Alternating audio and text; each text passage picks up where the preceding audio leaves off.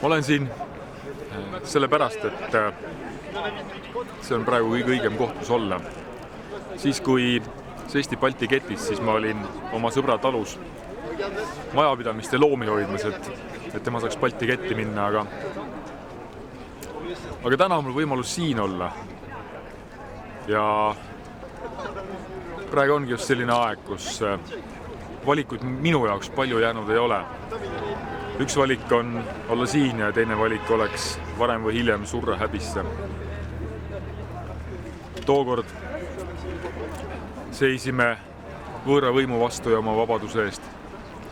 Tänaseks päevaks on jõudnud asi sinnamaale, et meil tuleb seista omaenda võimu vastu ja oma vabaduse eest.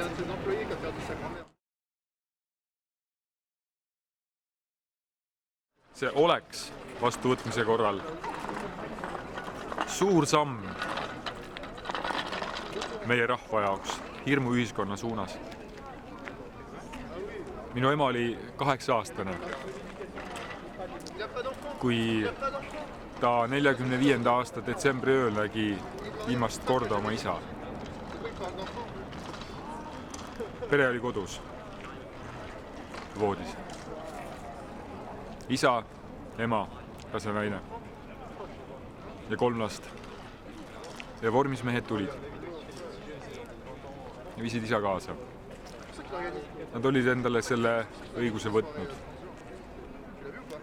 Praegu on olukord selline, kus sellesama seaduse muudatusega tahetakse niisugune õigus teha seaduslikuks. Neile anda see võim, kellel seda võimu ei tohiks olla. See oleks täiesti lubamatu. See on see koht, kus ma saan öelda igale rahvasaadikule, kes hääletab selle seaduse muudatuse 347 poolt, sellisena nagu see on praegu või sarnasel kujul.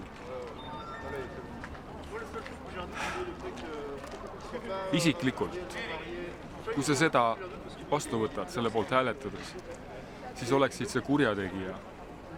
Sa oleksid oma maa ja oma rahva reetur. Ja see põli ei saaks kuidagi moodi olla sulle magus. Aitäh! On jälle aeg selg sirgu lüüa ja heita endalt orjarüü.